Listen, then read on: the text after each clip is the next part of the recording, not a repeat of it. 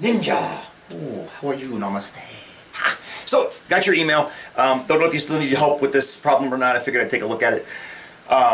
So, we've got a boat in a river. Alright, hang on. We've got a boat in a river. So here's a river. River. And we've got a boat. Let's see, we've got a boat. Cute little green boat. And, let's see. Boat travels 60 miles downstream, 36 miles upstream, and that's the same time. Okay, got it. The speed of the boat in still water is 15 miles an hour greater than the speed of the current.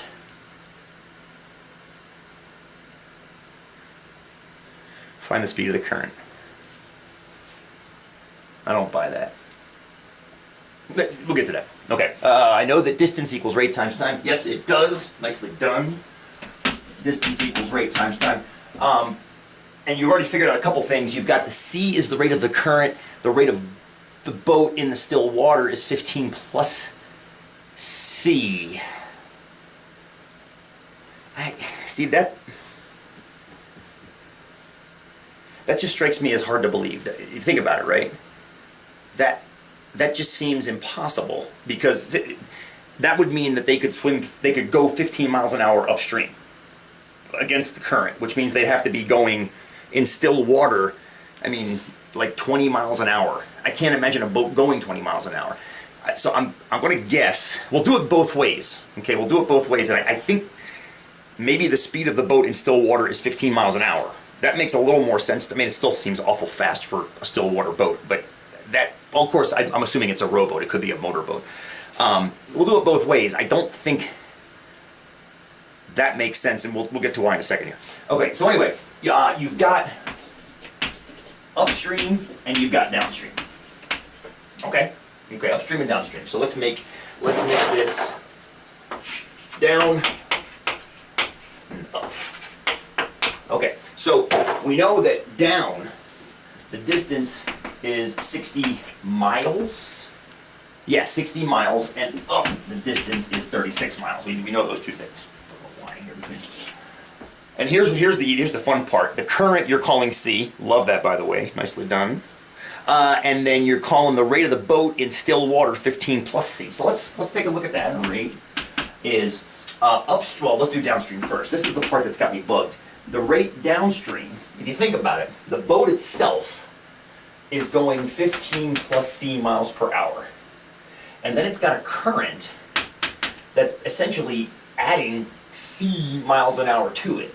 I mean, it's essentially, right? Assuming it's going the exact same speed.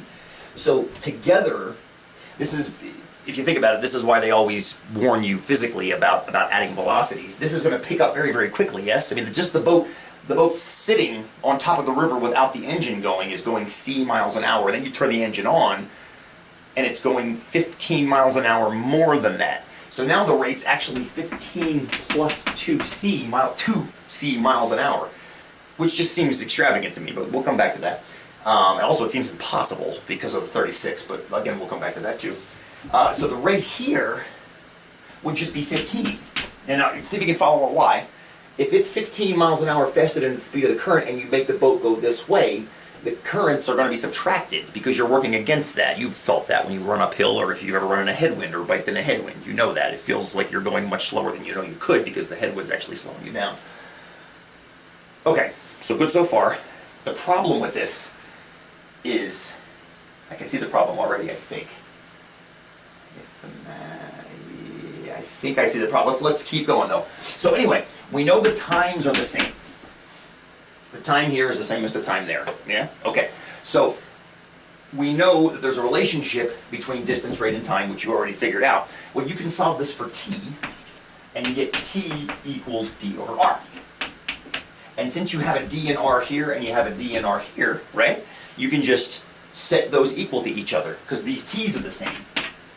So the d over r here is 36 miles an hour. 36 miles over 15 miles per hour. And that's going to equal 60 over 15 plus 2c. That makes sense so far? Hope that's making sense so far. All right, good. So now we just got to solve this mess. 36 over 15 equals 60 over that. Let's see, 36 times 15. 30 times 15 would be 450. 6 times 15 is 80. 450 plus 80 is 530. Check my math on that one. I get 530 plus 72C. Maybe this is going to work out okay. Maybe the numbers just don't make sense to me. And then 15 times 60. Okay, let's think about that. 15 times 60 is going to be, well, 15 times 6 is 90, 900. Okay, yeah, this is going to work out. 900. So then all we've got to do is solve for C at this point. Now it's just a linear equation. So 530 from 900 is 370, if I did that math right. So you've got 72C is 370. And is that 5? It's almost 5. C is about 5 miles an hour. You need more precision. You can divide 370 by 72. If that were 360 by 72, it would be 5, but it's close. It's assuming I did the math right, which is, I would definitely check my math on that. But yeah, there you go. There you go. I'm going to check it real quick. 450 plus 80. Yeah.